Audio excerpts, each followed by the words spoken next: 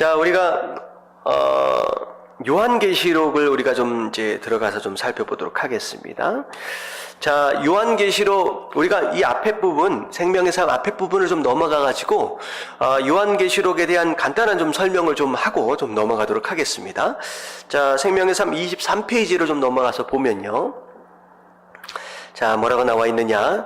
자, 주제가 뭐예요? 주제. 자, 요한계시록 마지막 때 심판의 때, 이런 것을 기억하면 두렵고 떨리고, 좀 그럴 것 같은 책처럼 보이지만, 사실은 주제는 이거예요. 자, 같이 하나님의 시작. 하나님의 교회는 승리한다. 자, 요한계시록의 주제는 하나님의 교회는 승리한다는 거예요. 결국은 승리입니다, 승리. 교회가 승리할 것이다 라고 하는 것에 대한 선포다 라고 하는 것이죠. 그래서 마지막 때 어떤 일이 일어날 것이냐, 여러 가지 박해와 어떤 고난과 환난과 이런 재앙들 이런 것들 가운데 결국은 마지막에 누가 승리할 것이냐, 교회가 승리할 것이다 라고 하는 것에 대한 말씀에 대한 내용이 바로 요한계시록이죠. 그래서 일반적으로 저자는 사도 요한이 이제 pat모라고 하는 섬에 유배되어졌을 때 환상을 통하여 들은 내용들을 기록한 것이다 라고 이제 생각할 수 있고요. 목적이다 라고 얘기를 한다면 저 밑에 보면 당시 교회는 전무후무한 박해의 직면에 있었다. 교회가 굉장히 어려웠을 때에 쓰여진 이제 교회를 위한 책이에요. 자, 그래서 그런 박해와 그런 고난과 그런 어려운 상황들 가운데 자, 무엇을 위해서 쓰여지느냐? 저 밑에 중간에 가면 치열한 전투 끝에, 자, 영적인 전쟁이죠. 결국 그리스도께서 이기신다는 내용입니다. 예수님께서 이기신다. 그래서 밑에 보면 요한계시록은 먼 장래 일만이 아니라 오늘 우리를 위한 내용도 담고 있다. 그래서 이 요한계시록을 좀 볼 때요, 앞으로 먼 장래의 마지막 때, 어떻게 보면 우주적 종말, 그때에 이루어지는 그런 내용들을 포함하고 있지만, 이런 내용들이 사실 우리 삶 가운데 충분히 경험되어질 수 있는, 부분적으로 경험되어질 수 있는 내용들이 있어요. 그래서 그 장래의 것들과 오늘날의 어떤 우리 교회가 경험하게 되는 영적인 전쟁, 전투, 그것들을 같이 좀 겸해서 좀 생각해 볼 필요가 있습니다. 자, 그래서 마지막 부분에 보면 우상숭배, 물질 만능, 죄, 억압과 맞서 싸워야 하는 성도에게 그리스도의 인내로 승리하도록 격려하는 책이 바로 요한계시록이다라고 생각을 하시면 되겠습니다. 그래서 자, 요한계시록 우리가 1장서부터 쭉 살펴보도록 합니다. 요한계시록에 있는 말씀들은요, 이렇게 새로운 말씀들, 완전히 새롭다라고 하기는 좀 어려워요. 왜 그러면 요한계시록에 있어서의 거의 한 70-80%의 내용들은 이미 구약의 예언서들을 통하여서 이미 말씀하셨던 내용들도 있고요. 심지어 예수님께서도 부분적으로 예언하셨던 어떤 그런 말씀들도 함께 포함을 하고 있습니다. 그래서 어떻게 보면 성경 전체, 예언에 대한 말씀, 구약과 신약과 더불어서 예언적인 말씀들을 요한계시록 쪽에다가 이렇게 복습하는 어떤 그런 의미와 더불어서 함께 이제 정리를 해 놓으셨다라고 그렇게 생각하시면 좋을 것 같습니다. 그래서 요한계시록을 읽으면서 구약이나 신약의 어떤 그런 부분들을 함께 가지고 와서 좀 생각할 수도 있을 것 같아요. 자, 우리가 좀 양이 좀 많으니까요, 자세하게 좀 들여다보기는 좀 쉽지는 않을 것 같고요. 중요한 내용들만 좀 함께 훑어보도록 하겠습니다. 자, 1절 말씀. 자, 1장 1절 말씀 같이 한번 읽어볼게요. 다 같이 시작. 예수 그리스도의 계시라. 이는 하나님이 그에게 주사 반드시 속히 일어난 일들을 그 종들에게 보이시려고 그의 선사를 그 종 요한에게 보내어 알게 하신 것이라. 자, 이 요한계시록에 대한 간단한 이제 설명이죠. 이게 바로 예수 그리스도의 계시다. 결국은 성경 전체의 주제가 예수 그리스도다라고 한다면 요한계시록도 예외는 아니다라는 것이죠. 자, 뭐에 대한 계시겠습니까? 결국은 예수님, 다시 오실 예수님에 대한 내용이 바로 요한계시록의 주제가 되겠죠. 자, 요한에게 미리 보여주셨다라고 하는 것을 지금 적은 거라는 거예요. 근데 보면 그에게 주사 반드시 속히 일어날 일. 이 얘기는 뭐냐면 지금 이런 일들, 요한계시록에 쭉 이제 기술되어지는 이런 내용들이 결국은 꼭 일어날 일이다라는 거죠. 이제 말씀이 성취되어질 것에 대한 그런 이제 확신, 어떤 그런 것들을 좀 지금 심어주고 있어요. 자, 2절 보면 요한은 하나님의 말씀과 예수 그리스도의 증거 곧 자기가 본 것을 다 증언하였느니라. 자, 이 예언의 말씀을 읽는 자와 듣는 자와 그 가운데에 기록한 것을 지키는 자는 복이 있나니 때가 가까움이니라. 자, 요한계시록을 읽는 자, 듣는 자, 그리고 그 가운데 기록된 것을 모하는 자, 지키는 자. 다시 말하면 이 말씀을 듣고 이 말씀대로 살아가는, 어떻게 보면 순종하는 바로 그런 사람들은 오히려 복이 있다라는 거예요. 자, 요한계시록의 많은 부분에 대한 내용들이 막 재앙이고 막 심판이고 막 이런 내용들이 나오는데 오히려 이 말씀을 듣고 이 말씀대로 살아가는 순종하는 사람들은 오히려 이 말씀이 복이다라는 거죠. 이 말씀이 복이다라는 것입니다. 자, 4절에 보면 요한은 아시아에 있는 7교회에 편지하노니. 자, 결국은 이 요한계시록은요, 누구에게 이제 1차 독자가 누구냐? 아시아 쪽에 있는 7개의 교회를 향한 이제 편지라는 거예요. 이제 교회를 향한 말씀이다라고 하는 것이죠. 교회를 향한 말씀이다. 그러니까 결국은 교회 안에 속해 있는 우리 성도들에게 하시는 말씀이라는 거죠. 성도들에게. 이 얘기는 뭐냐면 종말에 대하여, 마지막 때에 하나님의 때하여 들을 수 있는 사람은요, 사실 성도밖에 없습니다. 어디 밖에 나가서 종말에 대하여 요한계시록에 대해서 얘기 한번 해보십시오. 그러면 대부분의 많은 이제 그 세상 사람들은 콧방귀를 뀌죠. 비웃습니다. 무슨 얘기냐. 네, 그들은 들을 수 있는 대상이 아니에요. 이 말씀을 이해할 수 없죠. 근데 이 말씀을 사실 들어야 할 대상으로 첫 번째 1차 독자로 주신 사람들은 하나님을 믿고 예수 그리스도 영접한 교회, 바로 성도다라고 하는 것이죠. 바로 우리에게 주시는 말씀입니다. 자, 이제도 계시고 전에도 계시고 장차 오실 이 예수 그리스도입니다. 그의 보좌 앞에 있는 7 영과 또 충성된 증인으로 죽은 자 가운데서 먼저 나시고, 자, 이 부활에 대한 내용이죠. 땅의 임금들의 머리가 되신 예수 그리스도, 이 땅의 왕 되신 분, 왕의 왕 되신 분, 은혜와 평강이 너희에게 있기를 원하노라. 자, 인사말입니다. 자, 우리는 사랑하사 그의 피로 우리를 죄에서 우리를 해방시키시고, 예수 그리스도에 대한 내용이에요. 자, 우리 예수님의 보혈로 우리가 죄로부터 자유함을 얻었다라고 하는 거. 그의 아버지 하나님을 위하여 우리를 나라와 제사장으로 삼으신 그에게 영광과 능력이 세세토록 있기를 원하노라. 아멘. 자, 예수 그리스도가 우리 삶 가운데 어떤 일들을 행하셨느냐라고 하는 것들을 간단하게 설명하면서 예수 그리스도를 찬양하는 그런 내용이죠. 자, 7절 같이 한번 읽어볼게요. 시작. 볼지어다 그가 구름을 타고 오시리라. 각 사람의 눈이 그를 보겠고 그를 찌른 자들도 볼 것이요 땅에 있는 모든 족속이 그로 말미암아 애곡하리니 그리하리라. 아멘. 자, 예수님께서 구름을 타고 올라가신 바로 그 모습 그대로 다시 오실 것이다 라고 말씀하셨잖아요. 그래서 결국은 7절은 이제 뭐에 대한 약속이냐? 예수님의 재림에 대한 약속이죠. 그래서 우리가 1장 1절부터 8절까지를 쭉 보면서 두 가지의 약속이 이 안에 숨어 있어요. 이제 첫 번째는 뭐에 대한 약속이냐?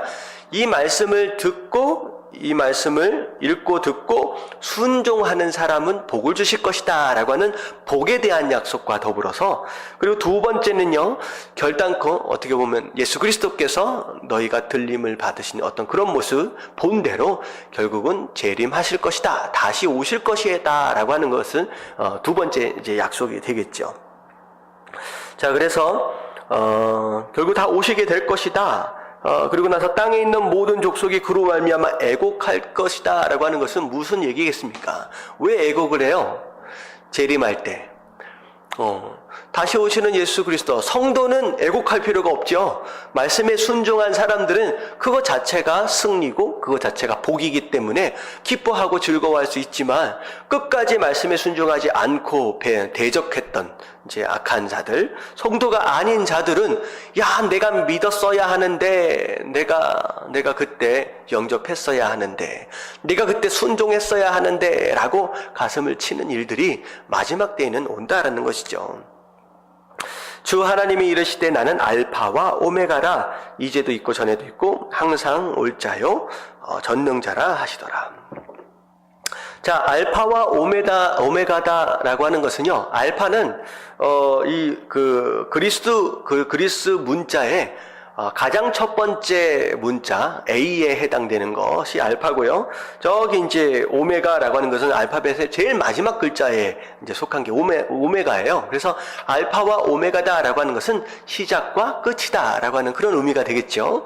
자, 이 얘기는 뭐냐면 하나님은 알파와 오메가, 시작과 끝이다. 결국은 이 모든 역사의 주관자가 되신다라고 하는 그런 의미입니다. 그래서 우리가 역사를 영어로 히스토리라고 얘기를 하잖아요. 히스토리. 자, 히스토리가 뜻이 뭐예요? 두 가지 단어가 합쳐진 단어죠. his story라는 뜻입니다. his가 뭐냐면 그의 스토리, 이야기다라는 거죠. 결국은 히스토리는 누구의 이야기냐? 예수 그리스도의, 하나님 이야기예요. 하나님 이야기. 그래서 역사하면 인생들의 이야기인 것처럼 생각할 수 있지만 그렇지 않아요. 인생, 어떻게 보면 역사의 시작이 바로 하나님이시고 그 역사의 끝도 하나님이세요. 예수 그리스도에 대한 내용이에요. 그래서 이제 그 얘기죠. 그래서 이 세상은 바로 하나님께서 만드신 이야기, 예수 그리스도에 대한 이야기다라고 하는 그런 내용과 더불어 결국 역사의 주인 되신 분이다, 역사의 주관자 되신 분이다라고 하는 것을 설명을 하고 있습니다. 자, 그래서 1장 1절부터 8절까지의 내용은 성도가 살아가는 삶, 그 삶의 태도에 대한 내용이죠. 우리가 성도로 살아간다라고 했을 때 가장 중요한 것은 약속을 붙잡는 삶입니다. 약속을 붙잡는 삶. 자, 오늘 1절부터 8절까지 두 가지 약속을 하셨죠. 복에 대한 약속을 하셨어요. 말씀에 순종하면 복을 받는다라고 하는 거. 그리고 반드시 예수님은 다시 오신다. 재림에 대한 약속. 이 두 가지 약속이 바로, 약속을 붙잡는 것이 바로 성도의 삶의 기본이다라는 거죠. 그래서 어떻게 살아야 복을 받느냐, 우리가 전도서에서도 계속 얘기를 했잖아요. 전도서의 결론이 뭐였어요? 두 가지였죠. 하나님을 경외하고 말씀에 순종하는 거. 여기도 마찬가지예요. 말씀에 순종하는 바로 그런 삶, 그게 바로 복을 받는 삶이다라고 하는 것이죠. 그래서 성도는요, 그냥 말씀에 순종하는 거예요. 계산하는 거, 내 생각대로 사는 게 아니라 말씀에 순종하고, 그리고 뭘 기억하는 삶이냐? 다시 오실 예수 그리스도를 기억한다는, 결국은 이 땅의 것이 다가 아니다. 이 땅의 부유함이나 이 땅의 성공을 위하여 사는 삶이 성도가 아니라 장차 오실 예수 그리스도를 바라보며 사는 삶이 바로 성도의 삶이다 라고 이제 정리를 하면 되겠죠. 그래서 우리가 붙들어야 할 것은 두 가지예요. 말씀에 순종하는 것이 진짜 복된 삶이고, 그리고 장차 오실 예수 그리스도를 기다리고 기억하는 것이 바로 성도의 삶이다 라고 하는 거, 여러분들 기억하실 수 있게 되길 주님 이름으로 축원합니다. 아멘. 자, 넘어갈게요.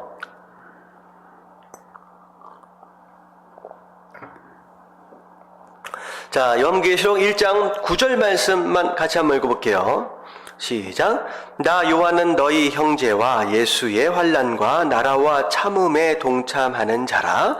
하나님의 말씀과 예수를 증언하였음은 말미암아 밤모라 하는 섬에 있었더니, 요한이 자기 자신에 대해서 이제 설명을 좀 하고 있어요.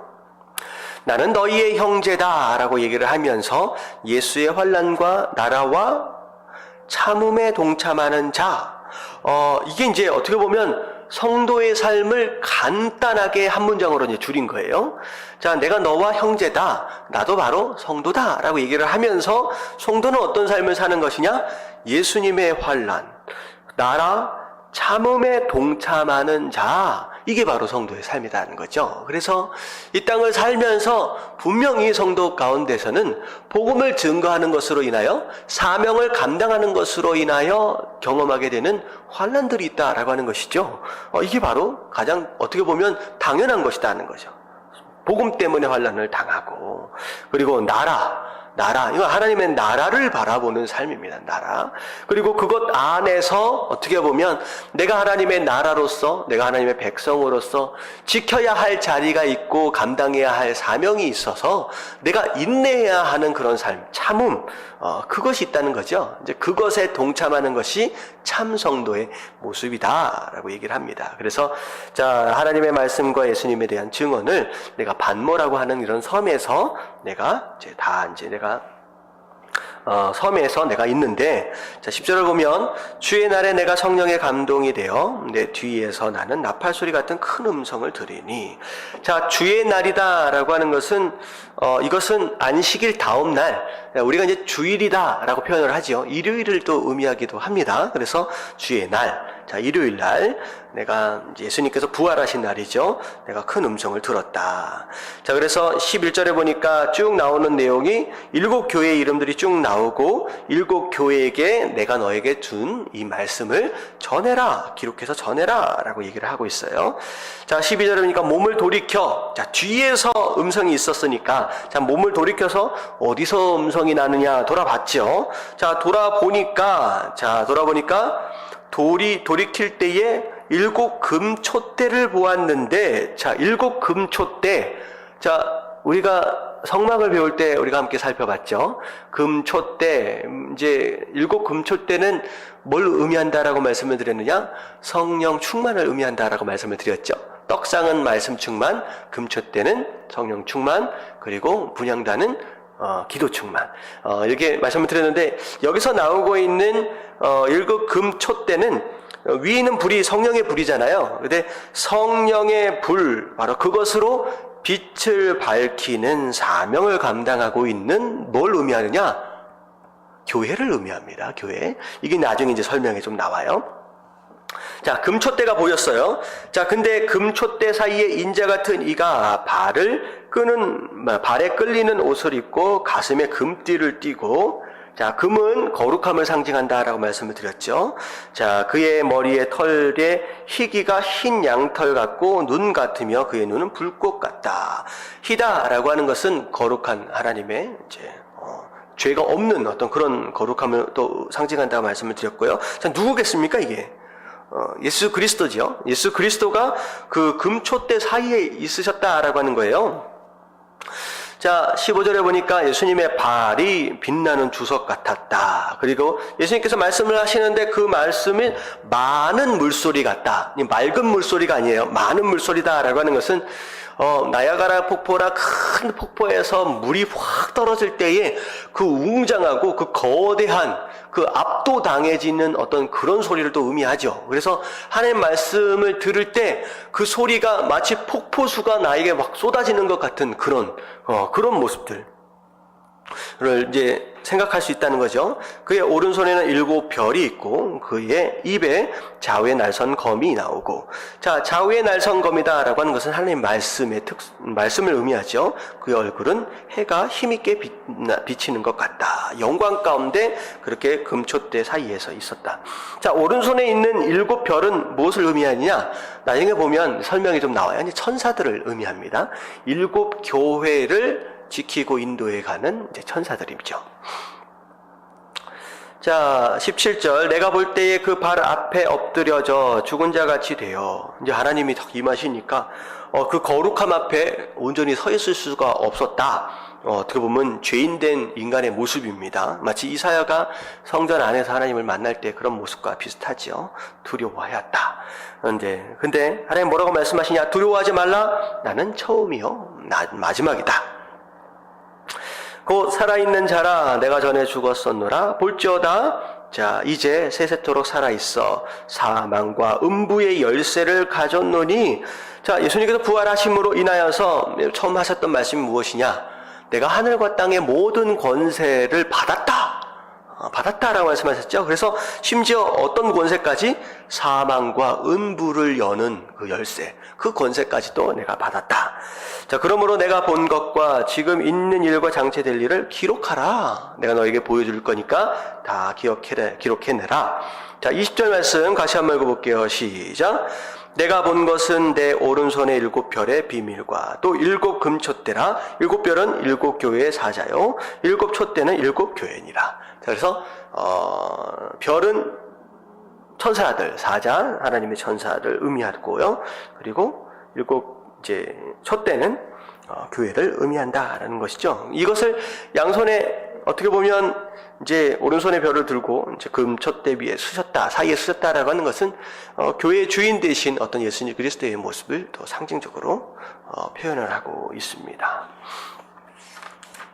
자, 그리고 나서 요한계시록 2장으로 이제 넘어오면요.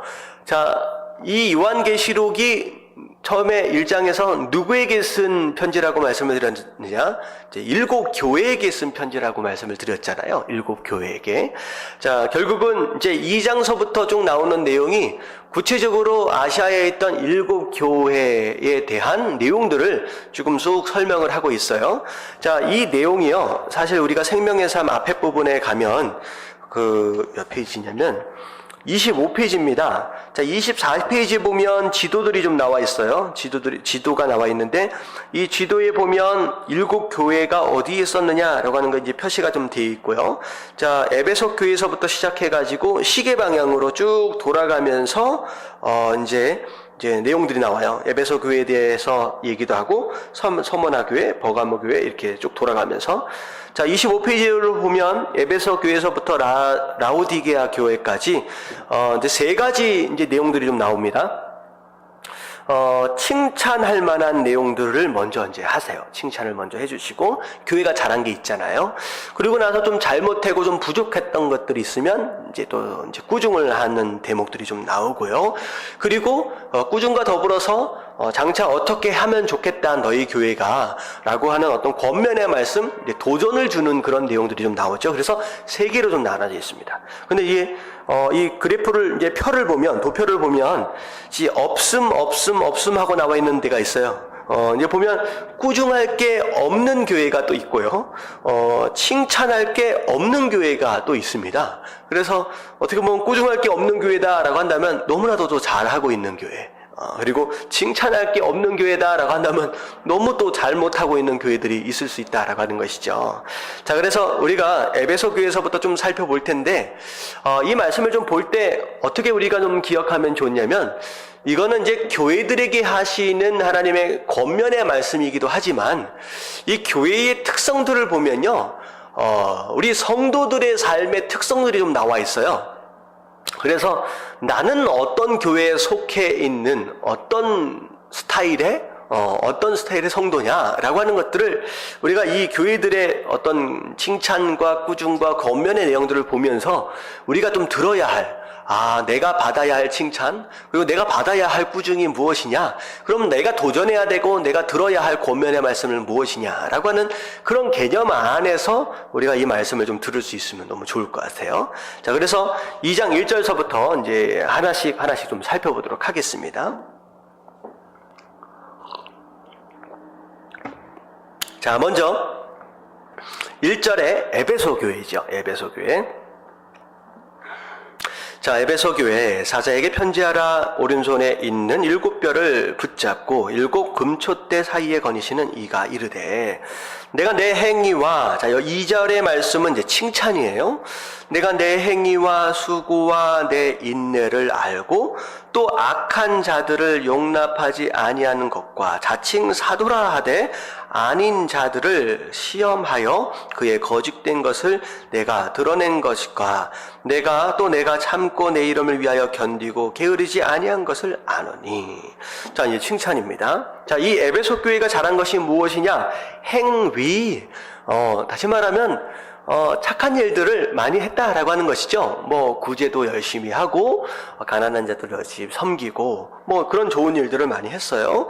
그리고 수고했다, 또 열심히 또 살았습니다. 이제 인내했다, 여러 가지 어려움 가운데서 또 참고 견뎌내는 것. 그리고 심지어는 악한 자들 용납하지 않고 사도다, 이제 거짓 사도들이죠. 어떻게 보면 이단들이나 어떤 그런 부분들이 교회 안으로 공격해 들어올 때 거기에 무너지지 않고 끝까지 견뎌내고 게으르지 않고 열심을 내면서 그렇게 살았던 거. 이런 거 어떻게 보면 예배도 잘 드리고 죄도 안 지으려고 열심히 하고 거룩한 삶을 살려고 이제 애를 쓰기도 하고 이단이나 이런 데에 치우치지도 않고 또 나름대로 열심히 봉사도 하는 것 같고 이런 모습들의 성도들을 이제 의미를 하지요. 자, 이 내 얘기구나 이렇게 해서 생각할 수 있는 사람들이 좀 있을 것 같아요. 자, 근데 4절에 나오는 말씀이 이제 책망의 말씀이에요. 다 잘하는 것 같고 또 열심히 내는 것 같고 예배도 잘 드리는 것 같은데 뭘 좀 잘못했느냐? 그러나 너를 책망할 것이 있나니 너의 처음 사랑을 버렸느니라. 다시 말하면 너무나도 잘하고 있는 것 같은데 그 안에 뭐가 없어요? 사랑이 없다라는 거죠. 사랑이. 자, 이 사랑은 여러 가지로 좀 생각할 수 있습니다. 하나님에 대한 사랑일 수도 있고 성도 간의 사랑일 수도 있어요. 자, 이 두 가지를 다 생각할 수 있습니다. 아무리 예배를 잘 드리고 봉사도 잘하고 헌신을 한다라고 할지라도 하나님에 대한 뜨거운 사랑, 십자가, 어떻게 보면 십자가로 인하여 내가 구원받았다라고 하는 것에 대한 죄를 회개하는 것에 대한 어떤 그런 감격과 그런 감동들이 사라져버린 성도들이 있다라고 하는 것이죠. 더 이상 십자가에 대해서 이야기할 때 감흥이 없어요. 감흥이 없어. 그런 거지. 이거 어떻게 보면 면역성이 길러져가지고 더 이상 복음에 대한 뜨거움과 복음에 대한 감동이 없는 냉랭해버린 그런 삶, 하나님에 대한 사랑이 식어버린 어떤 그런 모습들을 의미하기도 하죠. 그리고 어떻게 보면 예배 잘 드리고 거룩한 삶을 사는 것 같지만 성도 간의 사랑이 없어요. 그래서 누군가가 뭘 잘못했다라고 한다면 항상 비판하고 판단하기를 앞서하고 결국은 사랑으로 시작해서 사랑의 열매를 맺어줘야 할 그 교인인데 성령의 열매 가운데 가장 첫 번째가 뭐예요? 사랑이잖아요. 믿음과 소망과 사랑, 그 중에 제일이 뭐예요? 사랑인데 가장 중요한 사랑을 잃어버렸어요. 하나님은 사랑이다 라고 말씀을 하셨잖아요. 근데 그 사랑을 잃어버리고 사랑을 위한 것도 아니고 사랑에 대한 열매도 잊어버린 바로 그런 성도의 모습들, 어떻게 보면 교회 안에 바리새인들만 가득 차 있다, 그런 모습일 수도 좀 있을 것 같아요. 교회 예배 잘 드리고 봉사 열심히 하는데 굉장히 차가워요. 누구도 그 사람하고 함께 하기 어렵고 항상 뭐만 하면 막 비판하고 판단하고 할 줄만 알고 그런 모습들, 어떤 그런 모습들을 이게 바로 그렇다라고 하는 것이죠. 이제 그러므로 어디서 떨어졌는지를 생각하고, 자, 우리가 사랑 위에 있어야 되는데 사랑 안에 있어야 되는데 사랑에서 비껴나와 버렸어요. 사랑에서 떨어져 버렸어요. 그래서 우리가 다시 어디로 회복해야 하느냐, 돌아가야 하느냐라고 하는 것을 기억해라. 자, 그리고 나서 어떻게 하라고 했어요? 회개하라라고 하는 거죠. 회개하라. 결국은 하나님에 대한 사랑과 우리 안에 맺어져야 할 그 사랑의 열매를 회복하기 위한 방법은 회개뿐이다라는 거죠. 이 얘기는 뭐냐면 결국은 스스로 의로워지면, 자기 의로 살아가는 그런 신앙생활이 되면 사랑을 잃어버린다는 거죠. 회개하라는 것은 네가 죄인임을 인정하라는 거예요. 네가 죄를 고백하라는 거예요. 이 얘기는 뭐냐면 회개하지 않았다라는 거죠, 여태껏. 그 얘기는 뭐냐면 내가 죄인이 아닌 것처럼 예배 잘 드리고 봉사 열심히 하고 죄 안 짓고 사는 것 같고 그런 거 가니까 이 정도만 살면 괜찮지라고 생각할 수 있을 만큼 스스로의 의로 살았다는 거죠. 자기 잘난 맛에 그래도 나는 일주일에 몇 번은 예배에 와 라고 얘기하면서 예배에 오지 않는 자들을 향하여서 어떤 마음을 가는 거예요? 야, 왜 저럴까? 라고 하는 그런 마음들을 가질 수 있다라고 하는 거죠. 어떻게 보면 그것 자체가 내가 스스로 쌓는 의예요. 그러니까 그런 의가 내 안에 계속 차 올라오면 어떻게 되느냐? 내가 죄인인 것을 잊어버려요.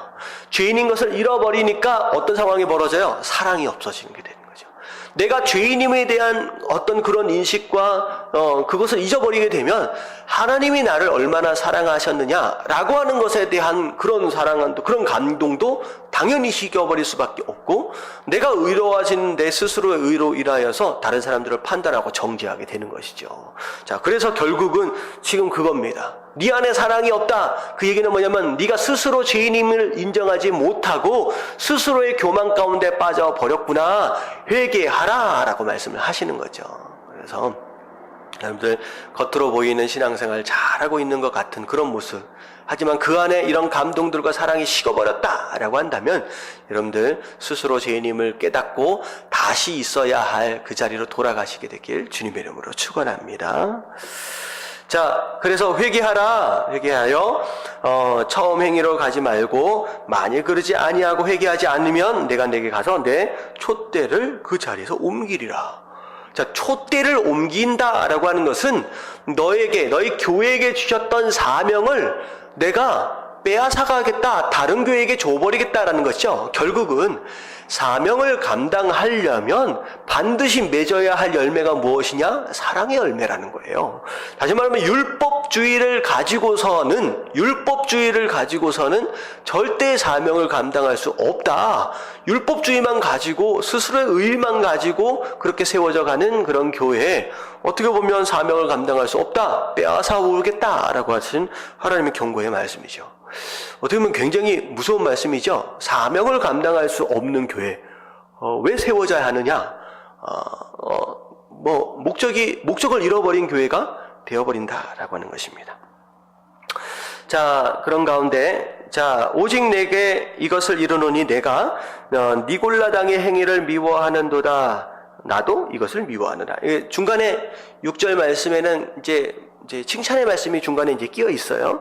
니골라 당이다라고 하는 것은 이게 이제 율법주의에 반대되는 말씀이죠. 어떻게 보면 이제 사실 이단들 중에 하나인데 율법에 매여 있으면 안 된다라고 하는 것에 반대. 다시 말하면 율법을 지키지 않아도 된다. 다시 말하면 구원받았다라고 한다면 뭘 어떻게 살아가든 상관이 없다라고 하는 사람들이죠. 그래서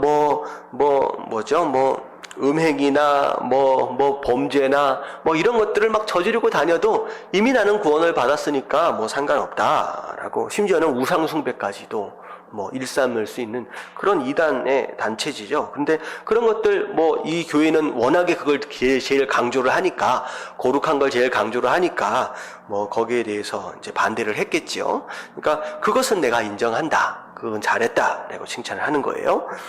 자, 그리고 나서 7절. 자, 이제는 어떻게 해야 하느냐? 자, 첫 번째는 회개하라고 말씀을 하셨잖아요. 그래서 이제는 어떻게 살아야 하느냐라고 하는 것에 대한 권면의 말씀이 바로 7절서부터 나옵니다. 자, 같이 한번 읽어볼게요. 다 같이 시작. 귀 있는 자는 성령이 교회들에게 하시는 말씀을 들을지어다. 이기는 그에게는 내가 하나님의 낙원에 있는 생명나무의 열매를 주어 먹게 하리라. 자, 귀 있는 자는 들어라. 성령이 교회를 하시는 이 말씀들을 들어라. 자, 이기는 그에게는, 이건 뭐냐면 지금 교회 여러 가지 어려움과 핍박과 탄압 가운데서도 마지막까지 이겨나가는 이 에베소 교인들. 자, 이 교인들은 내가 뭘 허락하시느냐? 하나님의 낙원에 있는 생명나무의 열매를 줄 것이다 라고 약속을 하시는 거예요. 이것은 무엇이냐? 하나님의 낙원은 천국이죠. 그리고 생명나무의 열매는 영생을 의미합니다. 그러니까 결국은 끝까지 내가 너에게 조언하는 이 말씀을 듣고 끝까지 순종하며 회개하며 그렇게 나아갈 수 있다라고 한다면 내가 너에게 천국과 영생과 구원을 내가 허락하실 것이다 라고 하시는 하나님의 말씀입니다. 자, 그래서 에베소 교회에게 하신 칭찬과 책망과 권면의 말씀 이렇게 세 가지로 우리가 살펴봤어요. 자, 우리 8절서부터 나오는 내용이 두 번째 교회 서머나 교회입니다. 자, 서머나 교회에게 칭찬한 것이 이제 무엇이냐면 이제 9절서부터 나와 있어요. 9절서부터 내가 내 환난과 궁핍을 알거니와 실상은 내가 부요한 자니라. 자, 환난과 궁핍, 서머나 교회가 경험하고 있는 어려움, 이제 환난을 당한다, 굉장히 극심한 핍박 가운데 있었다라고 하는 것을 우리가 엿보아할 수 있고요. 궁핍, 특별히 재정적인 이제 어떻게 보면 이제 어려움들이 많이 있었다라고 하는 거예요. 가난했다라고 하는 것이죠. 자, 그래서 먹고 사는 것도 쉽지 않는 어떤 그런 모습의 상황들. 하지만 비록 지금 네가 눈에 볼 때 어렵고 힘들고 가난하고 정말로 배고픈 것 같지만 실상을 보면 진짜 부자는 누구다라고 말씀하시냐? 너희다. 그러니까 어떻게 보면 영적인 부요함, 어떻게 보면 너희들이 먼저 소유한 것이다 라고 칭찬과 격려의 말씀을 해주시는 것이죠. 그래서 이 땅을 살면서 좀 궁핍할 수 있어요.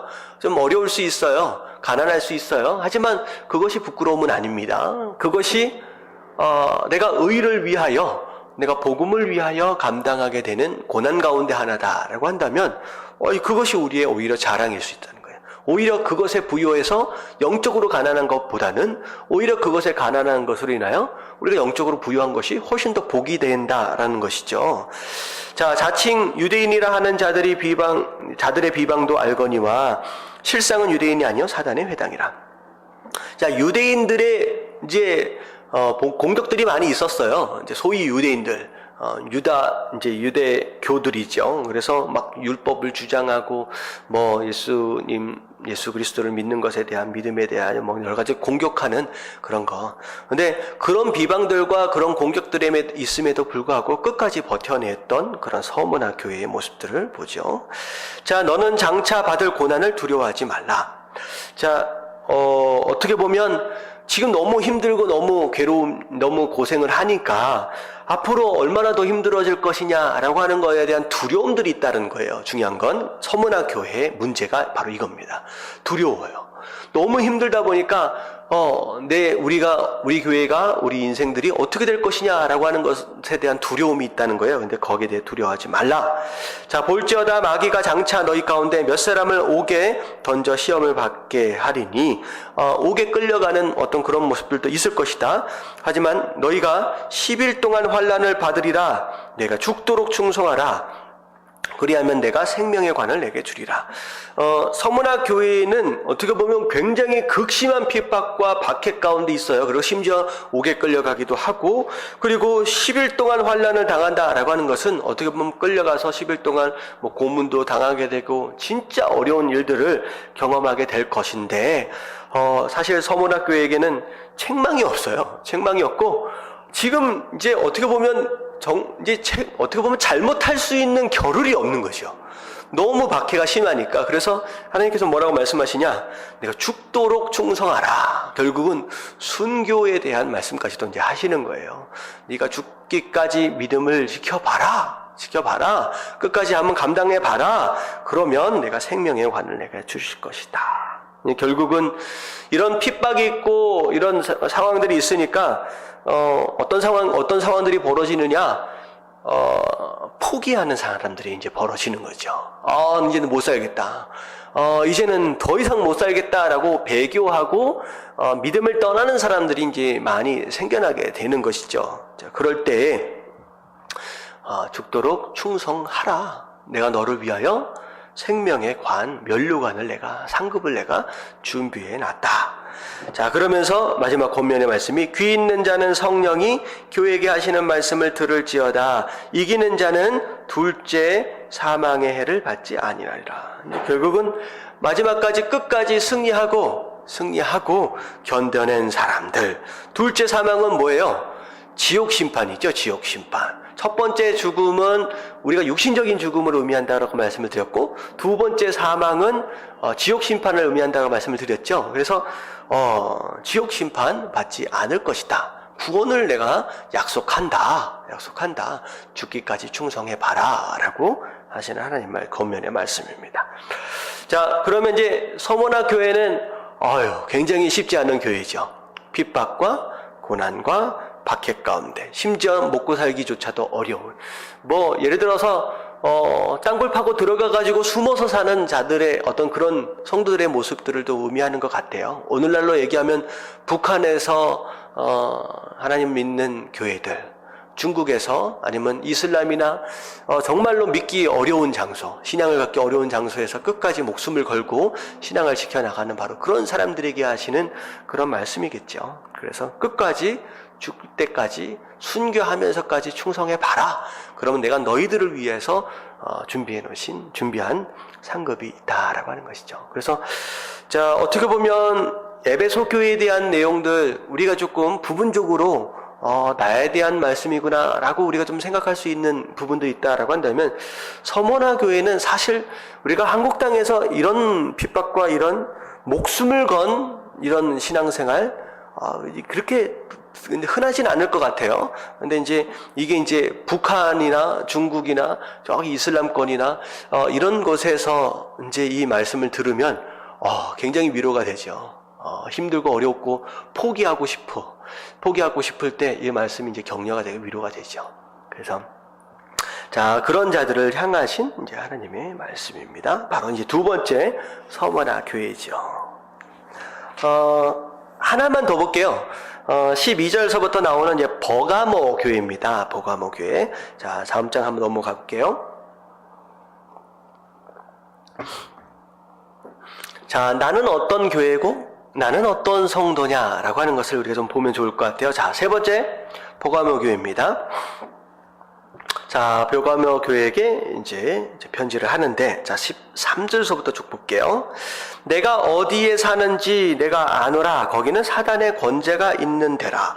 이 버가모 교회의 특성 중에 하나가 뭐냐면, 사단의 권자다라고 하는 것은 이 버가모 지역이 일반적으로 뭐라고 생각되어지느냐, 황제를 숭배하는 어떤 중심적인 어떤 그런 지역이다 라고 생각하시면 좋을 것 같아요. 그래서 워낙에 사단의 세력들이 강하게 역사하고 작동을 하는 어떤 그런 지역이다 라고 생각하시면 될 것 같아요. 그래서 내가 내 이름을 굳게 잡아서 내 충성된 증인 안디바가 너희 가운데 곧 사단이 사는 곳에 죽임을 당할 때에도, 안디바라고 하는 사람이 그 교회 안에 있는 사람들 가운데 하나인데, 그런 충성으로 인하여서 순교까지도 당했었다라고 하는 것이죠. 어떻게 보면 이것도 이 버가모 교회도 이 앞에 우리가 살펴봤던 이 서머나 교회와 비교해 볼 때 이 만만치 않는 교회죠. 영적인 전투가 굉장히 치열한 그런 장소입니다. 실제로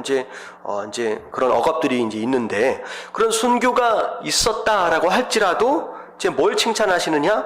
나를 믿는 믿음을 저버리지 아니하였도다. 그런 순교하는 자들이 막 있어지고 그럼에도 불구하고 끝까지 믿음을 지켰다라고 하는 것에 있어서 굉장히 칭찬을 하죠. 자, 결국은 이 얘기는 뭐냐면, 버가모는요, 외적으로 외부에서 들어오고 있는 영적인 전투에는 굉장히 강하게 어떻게 보면 승리를 하고 있는 그런 교회 중에 하나였다라고 하는 거예요. 근데 14절서부터 나오는 내용이 책망이에요. 책망. 외부적으로 공격해오는 거에 대해서는 굉장히 잘 버텨내고 승리를 하고 있는데, 이 14절에서 나오는 내용은 내부적인 공격입니다. 근데 거기에 굉장히 무기력해 있다라고 하는 것이죠. 14절에 보면 내가 두어 가지 책망할 것이 있나니 거기 내가 발람의 교훈을 지키는 자들이 있도다. 발람이 발락을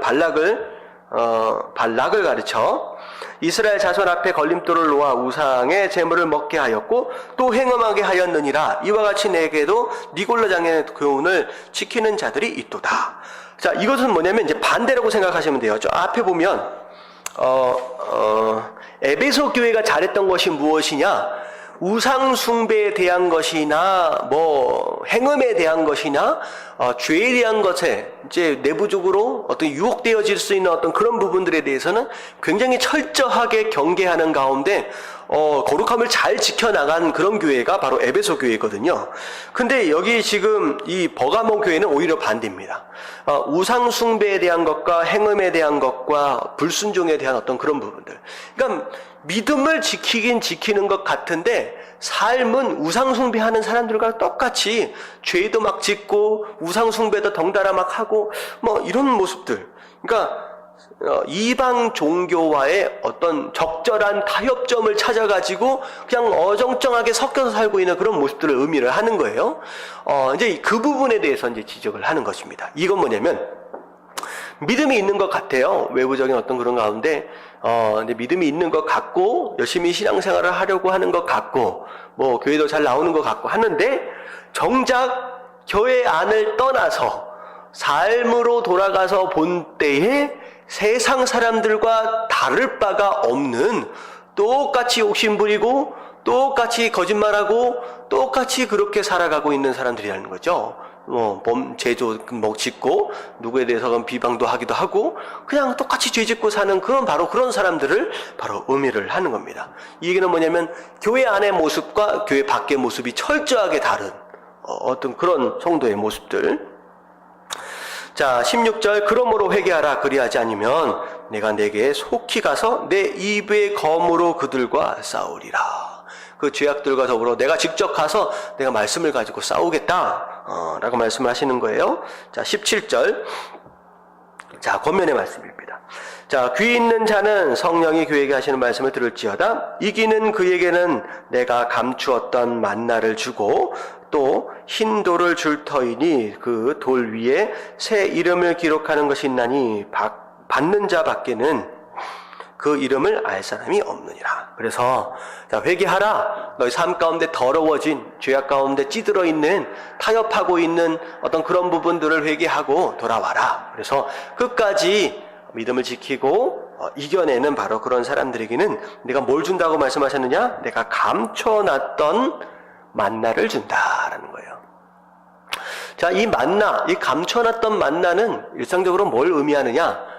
감춰져 있던 만나는 뭘 의미하느냐면요. 이 만나는 위에서 내리는 거잖아요. 그리고 만나는 그날 소모하지 않으면요. 다음날 벌레가 생기고 썩어버립니다. 냄새가 납니다. 근데, 감춰놨었음에도 불구하고 썩지 않고 벌레가 생기지 않는 그런 만나가 있죠. 그 만나는 바로 언약궤 안에 들어있는 항아리 안에 들어있는 그 만나를 또 의미합니다. 자, 근데 이 감춰져 있던 이 만나를 내가 준다라고 하는 것은 결국은 누구도 경험하지 못했던 그 만나예요. 이제 그 언약궤 안에 있는 그 만나, 누구도 경험했지 못한 그 만나, 영적인 공급이죠. 영적인 양식입니다. 다시 말하면 끝까지 이겨나가는 사람은 하나님께서 누구도 경험했지 못한 영적인 공급과 채우심, 그런 풍성함을 너에게 허락할 것이다 라고 하시는 하나님의 약속이죠. 자, 그리고 나서 흰 돌을 주신다라고 하는 것, 어떻게 보면 하나님께서 자, 이제 주시는 이 흰 돌, 어떻게 보면 거룩함의 상징일 수 있는데 거기에 이름을 새기신다라고 하는 것인데, 자, 그 이름은 받는 자밖에는 그게 뭔지를 알 수 있는 사람이 없대요. 그 얘기는 뭐냐면 그 돌에 새겨진 이름, 그게 뭐냐라고 하는 것은 사실은 지금은 알 수 있어요, 없어요? 없다는 거죠. 그 이름이 뭔지 나중에 우리가 받아봐야 알 수 있는 그 이름들을 우리가 받는다라는 것입니다. 그래서 어떻게 보면 이 돌을 주신다라고 하는 것은 하나님께서 마지막 때 교회를 위하신, 이기는 교회를 위하여 준비하신 하늘의 잔치, 그 잔치를 잔치로 초청하는 어떤 초청장, 어떤 거룩한 초청의 어떤 그런 의미를 또 생각해 볼 수 있는 것이죠. 그래서 자, 버가모 교회, 자, 어떤 교회였어요? 믿음을 지키고 어떻게 보면 교회 열심히 다니고 어떻게 보면 신앙의 절개를 좀 지키는 것 같았어요. 순교 가운데. 하지만 삶은 세상 사람들하고 똑같이 죄짓고 그렇게 살았다라고 하는 거. 자, 그래서 그거 회개하라 라고 말씀하시고, 그러면 하느님께서 너희에게 정말 누구도 경험하지 못한 풍성한 그런 영적인 채우심을 경험하게 될 것이다 라고 견문하고 있습니다. 자, 오늘 여기까지 하겠습니다. 그래서 우리가 새 교회에 대해서 우리가 좀 살펴봤는데 우리 다음 주까지 좀 살펴보면서 7교회 가운데 나는 어떤 사람이냐 라고 하는 것들을 좀 돌아보면서 우리가 뭐 해야 되고 우리가 뭘 회개해야 되고 우리가 어떻게 나아가야 하는지 방향에 대한 설정과 어떤 그런 면에 있어서 우리가 좀 교훈들이 좀 되을 수 있을 것 같습니다. 자, 우리 같이 찬양하시고 우리 말씀 좀 붙들고 결단할 수 있는 시간 갖도록 하겠습니다. 예.